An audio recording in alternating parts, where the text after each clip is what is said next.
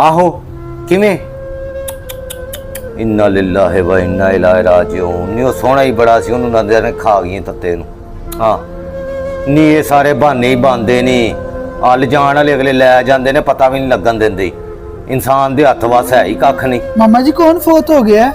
वे फौत दिया बच्चिया आंटी तेरी दा चेन लक डिगे तो कोई चुक के लै गई उन्हें पता ही मामा जी तुसी ते इन्ना लीला राजी होने इंज पड़े जिस तरह कोई फोत हो गया। तो जरूरी तो नहीं फौत होने ते पढ़ो कोई चीज गुआचे या नुकसान हो जाए तद भी पढ़ी दई। जिस तरह तुसी अफसोस करदे इस तरह किसी दिन मैनू हार्ट फेल हो जाना। नी आ मुंडा मेरा चवल ये तो सऊदीया मेरे नाल गया ही तो उत्थे लिखिया सी कंध ते वड्डा जिहा हाजा बैतुल खला ते उन्होंने अखां ला के झुम्मी जावे।